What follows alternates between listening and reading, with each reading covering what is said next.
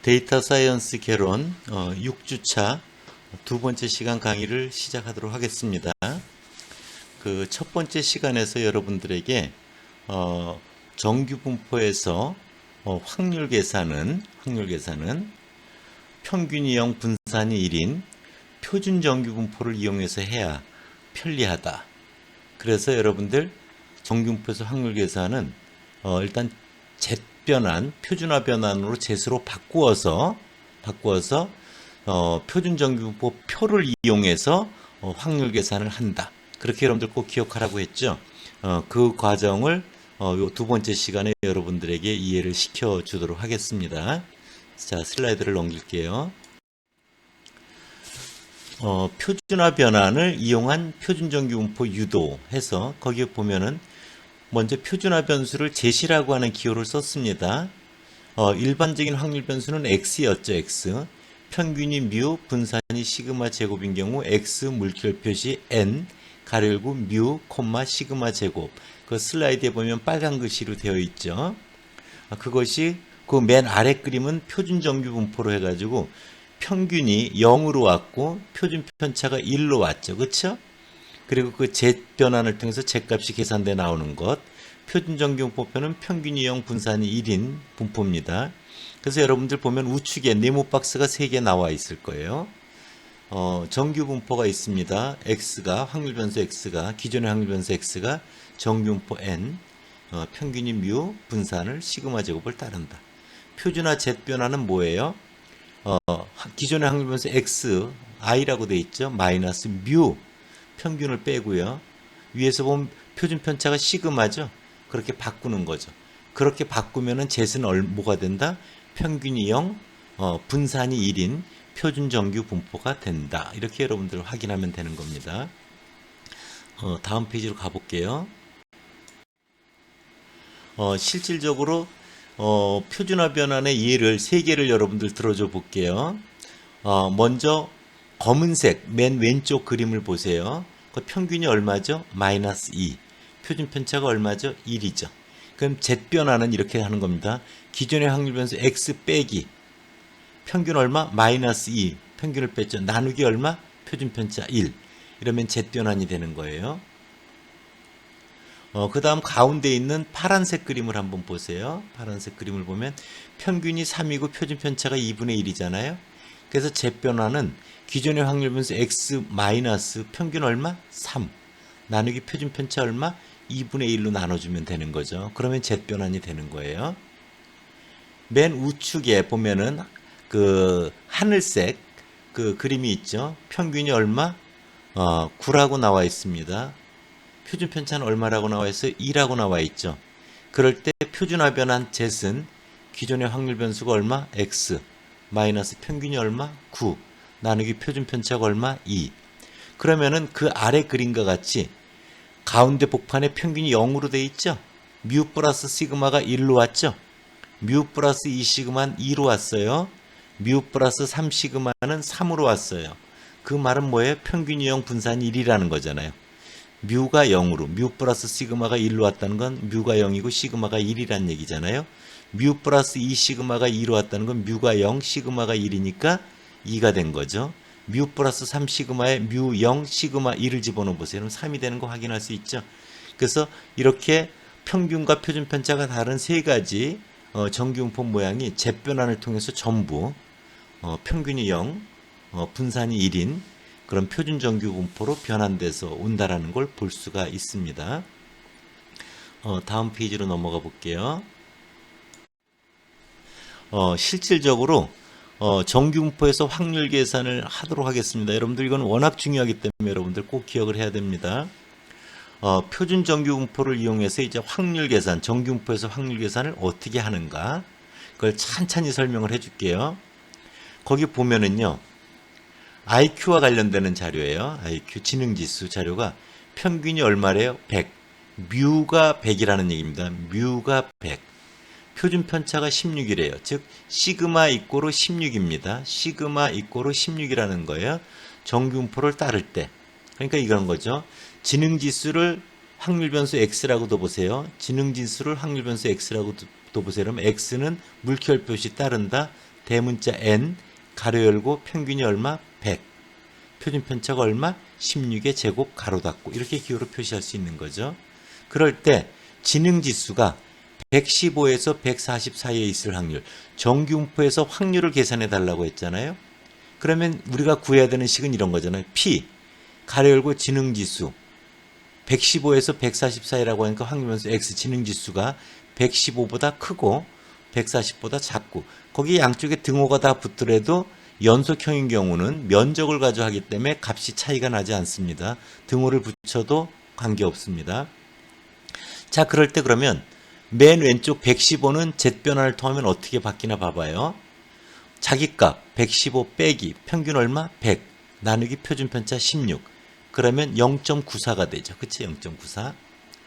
그 다음 140은 어떻게 바뀌어져요?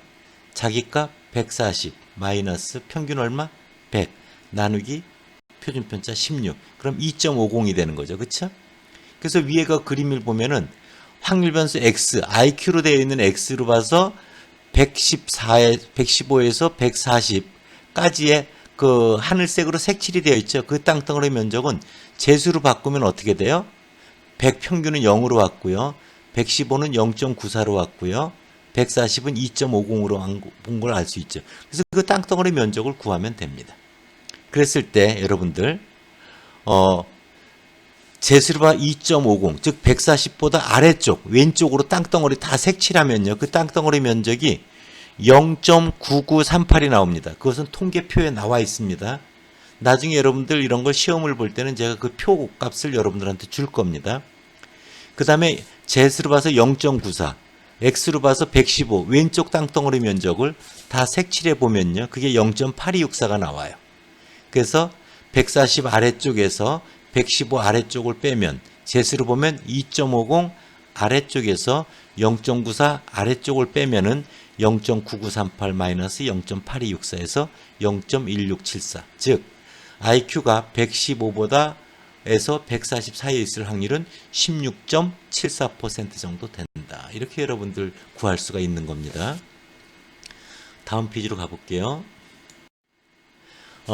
앞서 한 얘기를 여러분들 그 슬라이드에 제가 자세하게 풀이 과정을 적어 놨습니다.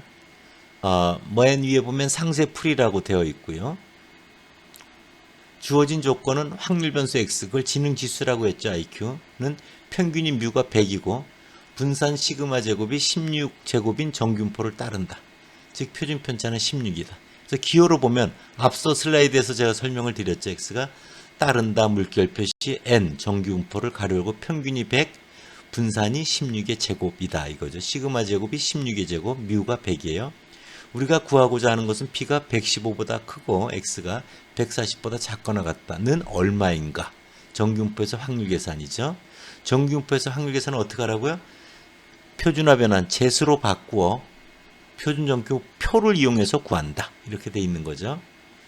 그래서 거기 P 가로 열고 115보다 크고 X가 140보다 작고를 자 재수로 바꿔 볼게요. 115는 어떻게 돼요? 자기값 빼기 평균 100 나누기 표준편차 16으로 나눴죠. 그 다음에 부등호 표시 자기값 X 빼기 평균 100 나누기 16으로 나눴죠. 표준편차 또 부등호 표시 자기값 140 마이너스 평균 100 나누기 16으로 나눴죠. 그래서 P는 0.94가 되죠. 115 마이너스 100 나누기 16 하면 그 다음에 부등호 표시 확률 변수 빼기 평균 나누기 표준편차 16이 Z이죠. Z. 그 다음에 140 마이너스 100 나누기 16이 2.50이죠. 그래서 그렇게 됩니다. 그것은 Z이 2.50 아래 땅덩어리 면적에서 0.94 아래 땅덩어리 면적을 빼면 된다. 그래서 0.9938 마이너스 0.8264 이끄로 0.1674가 된다. 이때 각 Z값 이하의 확률값은 표준 정규분포표에 잘 나와 있다. 그걸 통해서 구할 수 있다. 이렇게 여러분들 생각하면 됩니다. 그럼 표준 정규분포표는 어디 있는가? 여러분들 교재 맨 뒷페이지의 부분에 여러분들 나와 있습니다. 그래서 그걸 직접 보면 여러분들이 확인해 볼 수도 있습니다. 다음 페이지로 가볼게요. 또 하나 정말 중요한 게요. 자, 모집단이 있죠. 우리가 관심을 두고 있는 대상 전체가 모집단이에요. 그 중에 일부 표본을 뽑죠. 그걸 샘플이라고 했어요. 표본. 그럼 뽑은 표본에 있어서 특성이 있죠. 그것이 통계량이라고 했어요. 그 통계량을 근거로 모집단 전체, 우리가 관심을 두고 있는 모집단 전체에서 알고자 원하는 특성을 뭐라 그랬죠? 모수라고 했죠. 그렇죠? 그래서 모수를 갖다 뽑은 놈의 평균을 이용해서 우리가 짐작해 보는 거잖아요. 그게 추측 통계학이라고 했어요. 유권자 전체에서 표본을 예를 들어서 2,000명을 뽑아서 관찰된 내용, 통계량을 근거로 유권자 전체는 각 후보자들에게 어떻게 지지를 보낼 것인가를 찍는 거죠. 그래서 유권자 전체가 모집단이고요. 뽑힌 2,000명이 지금 표본이고요. 표본을 통해서 알게 된 특성이 통계량이고요. 모집단에서 각 후보자들의 득표율 뭐 이런 것들이 바로 뭐냐면 모수가 되는 거죠. 그렇죠? 그거를 우리가 짐작하려고 하는 거죠. 바로 내일 모레 국회의원 총선거가 있죠. 6시 정각에 보면 KBS, MBC, SBS에서 바로 이렇게 출구조사를 통해서 표본을 뽑은 결과를 근거로 각 후보자의 득표율을 예측하는 방송을 아마 하게 될 겁니다. 여러분들 시간 되는 학생들은 꼭 TV를 여러분들 살펴보기를 바랍니다. 특히 여러분들 이번에 강현철 교수님께서 여러분들 이 수업을 같이 진행을 하는 강현철 저 2학년 데이터 분석 입문을 같이 진행을 하는 강현철 교수님이 MBC 총선 출구조사 예측을 직접 하십니다. 여러분들. 자, 모집단으로부터 표본을 뽑아 얻은 표본 평균. 그래서 여러분들 봐봐요. 여러분들 수업을 듣는 학생들을 대상으로 영어 실력을 알아보고자 한다고 해봐요. 그래서 여러분들이 그 50명이 수업을 듣는다고 해보세요. 그 중에 10명을 뽑아서 영어 실력이 어느 정도 되는가를 알아보려고 짐작하려고 한데 보세요. 그럴 때 10명 뽑았을 때 제일 그 점수가 높은 학생의 토익 점수를 근거로 우리가 짐작을 하면 너무 과대하게 예측이 되죠. 또 10명 뽑힌 사람 중에 점수가 제일 나쁜 학생을 근거로 예측을 하면 뭐예요? 너무 점수를 그 50명의 학생들의 점수가 과소하게 나쁘게 예측이 되잖아요. 그래서 그럴 때 제일 무난하게 하는 건 뭐예요? 10명 뽑은 애들의 토익 점수 평균을 구해보는 거예요. 그 평균을 근거로 50명 전체는 평균이 이 정도 될 거야 라고 짐작하는 게 합리적이지 않겠어요? 그렇기 때문에 뽑은 놈의 평균에 그 관심이 크고 그런 분포를 아는 게 되게 중요합니다. 자, 모집단으로부터 표본을 뽑아서 얻은 뽑은 놈의 평균 10명 뽑았다면 10명을 다 더해서 10으로 나누면 뽑은 것의 평균이죠. 그래서 모집단의 확률 변수 x가 평균이 뮤이고 분산이 시그마 제곱을 따를 때 우리 수업을 듣는 학생들 전체 50명이 모집단이라고 해봐요. 그 학생들은 토익 점수의 평균이 뮤이고 분산이 시그마 제곱을 따른다고 해봐요. 그 결과는 지금 모르고 있는 거죠. 근데 크기가 n개인, 즉 10명의 표본들을 뽑아서 그 뽑은 놈의 평균을 구하면 다음의 성질을 따른다. 무지하게 중요합니다. 보세요. 거기 표본 평균의 기대값, 즉 x바의 기대값을 취하면 뭐가 돼요? 모집단의 평균, 모평균 뮤가 됩니다.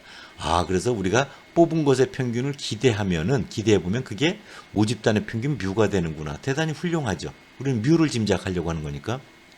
근데 또 뽑은 놈의 평균, x바, 뽑은 것의 평균, x바의 분산, 베어리언스를 구해보면 이게 n분의 시그마 제곱이 나옵니다. 이것이 유도가 됩니다. 나중에 오프라인에서 다 제가 그 시기 유도되는 걸 여러분들에게 알려줄 겁니다. 그러면 그 뽑은 놈의 표준 편차라고 하는 것은 뽑은 놈의 평균의 표준 편차는 그것의 루트로 씌우면 되니까 루트 n분의 시그마가 되죠. 여러분들 생각을 해보세요. 50명 중에 10명을 뽑을 때 제가 10명을 뽑아서 구한 토익 점수의 평균 우리 반을 생각해 보세요. 또 영규필 교수님이 10명을 뽑아서 평균을 냈어요. 또 여러분들 과대표가 10명을 뽑아서 평균을 냈어요. 그 값이 차이가 크면 좋아요, 안 좋아요? 안 좋죠. 어떻게 10명이 뽑히건 그 결과가 비슷해야지 전체 50명에 대한 영어 실력의 점수를 짐작하는데 합리적이지 않겠어요? 그래서 뽑은 것의 평균의 표준 편차는 크지 않아야 좋아요. 그래서 여러분들 그거를 표본 평균의 표준 편차를 표본 평균의 표준 오차다라는 말을 씁니다. 우리가 표본 평균, 표본 분산, 표본 비율은 통계량이라고 했죠. 그래서 통계량의 표준 편차를 뭐라고 한다? 표준 오차라고 한다. 통계량의 표준 편차를 표준 오차라고 한다. 이것은 작을수록 좋다. 그래서 여러분들 이거는 표본 평균이 모집단의 평균으로부터 얼마나 떨어져 있는가. 안 떨어져 있는 게 좋잖아요. 모평균하고 가까울수록 좋은 거잖아요. 그렇게 척도라고 할 수 있습니다. 그래서 여러분들 x라고 하는 게 x, 확률변수 x가 노멀 n 가로 열고 뮤, 콤마 시그마 제곱을 따른다면 뽑은 것의 평균 x반은 따른다 정규분포 n 가로 열고 평균이 뭐라 그랬어요? 뮤, 콤마 분산이 뭐라 그랬어요? n분의 시그마 제곱 이렇게 따른다는 거예요. 그럼 여러분들 예를 들어 볼게요. x가 평균이 모평균이 100이에요. 분산이 10의 제곱이라고 해보세요. 10의 제곱 100이라고 해봐요. 그 중에서 전체에서 25명을 뽑았다고 해봐요. n이 25예요. 25개를 뽑았어요. 표본은 n이 25명을 뽑았어요. 그때 표본 평균 x반은 어떻게 따르게 됐어요? 노멀 가로 열고 평균은 100 그대로예요. 뮤 그대로니까. 분산은 뭐가 돼요? n분의 시그마 제곱 즉 25분의 10의 제곱 그래서 4가 되는 거죠. 그래서 여러분들 표본 평균의 기대값은 x바의 기대값을 치면 뮤가 그대로 되는데 x바의 분산은 n분의 시그마 제곱이 된다는 걸 꼭 기억해 보세요. 그래서 이렇게 뽑은 것의 평균에 대해서 정규화 변환을 하면은 이렇게 돼요. 제시 x-뮤가 아니에요. 자, 뽑은 것의 평균은 뭐라고요? 기존의 확률 변수가 x바다. 다시 표본 평균은 뭐다? 기호가 x바다. 그래서 자를 보면 x바 기존의 확률 변수 빼기 평균 뮤죠. x바의 기대값이 뮤라고 했잖아요. 나누기. 분산이 뭐였어요? x바에 대한 분산은 n분의 시그마 제곱이니까 그것의 표준 편차는 루트를 씌우면 뭐가 돼요? 루트 n분의 시그마가 됩니다. 그래서 젯은 무조건 x-뮤 나누기 시그마가 아니에요. 기존의 확률 변수 빼기 평균 나누기 표준 편차입니다. 그래서 기존의 확률 변수가 x일 때는 x- 평균이 뮤였고 표준 편차가 시그마였으니까 x-뮤 나누기 시그마였지만 뽑은 것의 평균 즉 x바의 z 변화는 기존의 확률 변수가 x바입니다. 마이너스 평균 뮤 나누기 표준 편차가 얼마라고요? 루트 n분의 시그마. 이걸 표준 오차라고 했어요. 통계량의 표준 편차 즉 x바의 표준 편차를 x바의 표준 오차라고 한다. 그래서 제식이 그렇게 달라진 걸 여러분들 꼭 기억을 해야 됩니다. 다음 페이지로 갈게요. 다시 한번 자세히 읽어볼게요. 자, 평균이 뮤이고 표준 편차가 시그마인 이런 모집단으로부터 n개 표본을 뽑았다. 그럴 때 뽑은 것의 평균은 x바, 뽑은 것의 분산을 s제곱이라고 뒀죠. 이럴 때 우리가 관심을 두고 있는 대상 모집단과 어떤 관계가 있냐면 거기 봐봐요. x바 뽑은 것의 평균의 기대값은 뭐가 된다 그랬어요? 뮤. 뽑은 것의 분산의 기대값을 취하면 뭐가 돼요? 시그마 제곱이 됩니다. 그리고 뽑은 것의 평균의 분산은 뭐라고요? n분의 시그마 제곱. 이렇게 x바의 기대값을 취할 때 모집단의 평균이 나오면 편의가 없는, 치우침이 없는 편의가 없다, 아니다 이런 거예요. 그걸 불편 추정치, unbiased estimate라고 이름을 붙입니다. 그래서 x바가 모집단 뮤의 불편 추정치로 되게 좋은 성격이죠. s제곱을 분모를 n-1로 나누면요. 뽑은 것의 분산의 기대값을 채도 시그마 제곱이 나옵니다.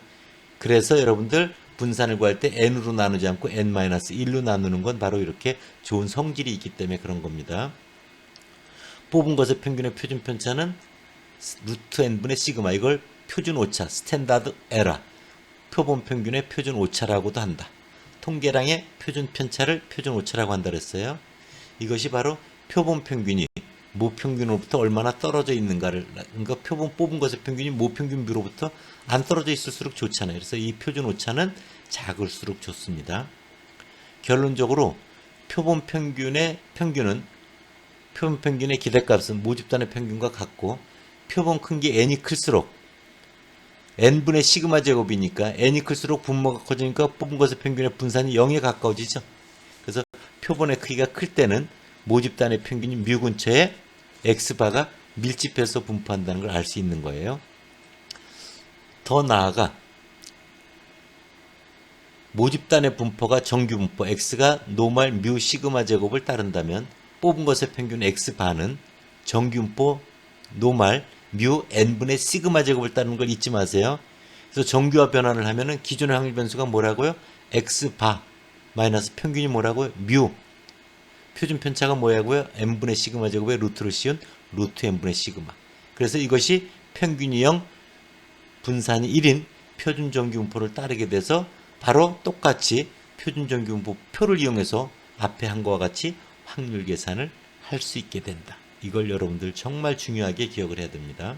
그래서 정규분포에서의 확률 계산은 표준화 변환, 정규화 변환, Z 변환으로 바꿔서 표준 정규분포 표를 이용해서 한다는 걸 꼭 기억을 해주기 바랍니다. 다음 페이지로 갈게요. 여러분들 앞서 정규분포가 중요한 이유를 4가지를 얘기를 했어요. 그때 제가 중심극한 정리라고 하는 걸 여러분들한테 말을 한 적이 있습니다. 여러분들 고등학교 때 피타고라스 정리가 중요하듯이 데이터 사이언스 또 통계 분석 이런 걸 배우는 데 있어서는 그만큼 중요한 게 이 중심극한 정리라고 하는 겁니다. 영어로 Central Limit Theorem. 그래서 약자를 써서 첫 글자 C, 리밋의 L, 시어렘의 T를 따서 CLT 이러면 다 합니다. 이 중심극한 정리는 뭐냐면요. 이런 거예요. 모집단의 분포가 정규 분포를 따르면 앞에서 해봤죠. 뽑은 것의 평균 X바는 정규 분포를 따른다.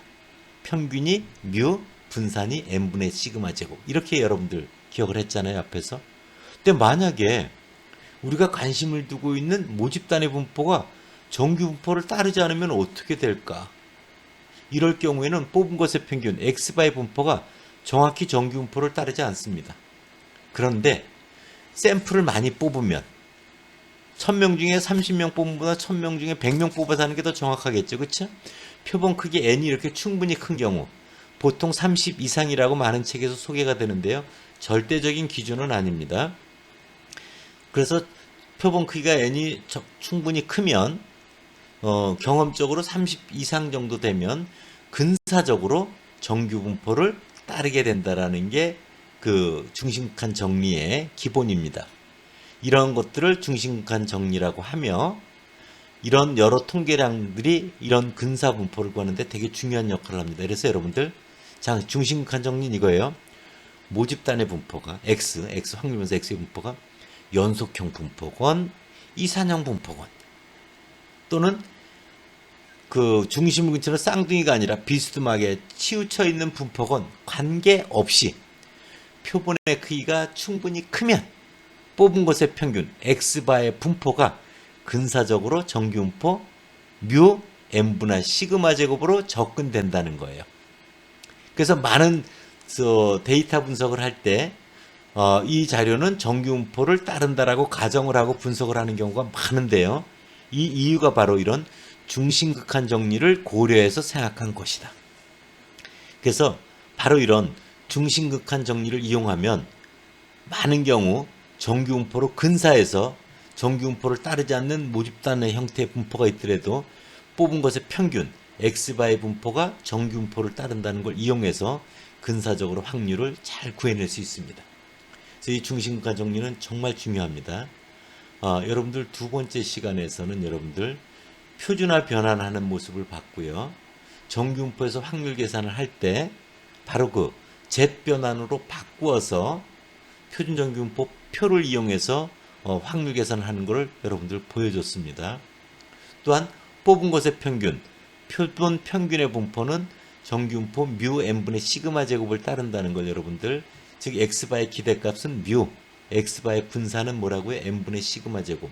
그것의 루트를 씌운 루트 n분의 시그마가 표본 평균의 표준 편차 또는 표본 평균의 표준 오차라고 얘기를 했어요. 그리고 중심극한 정리라는 건 모집단의 분포가 정규분포를 따르지 않더라도 표본 크기가 충분히 크면 뽑은 것의 평균 X바의 분포는 근사적으로 정규분포를 따른다라는 것. 이거 대단히 중요한 겁니다. 그래서 이런 중심극한 정리를 이용해서 모집단의 분포가 정규분포를 따르지 않더라도 표본이 충분히 확보가 되면 뽑은 것의 평균이 정규분포를 따른다는 걸 이용해서 우리가 여러 가지 정규분포를 이용해서 표준 정규분포를 이용해서 확률을 계산할 수 있다는 걸 여러분들 꼭 기억하기 바랍니다. 두 번째 시간을 마칠게요.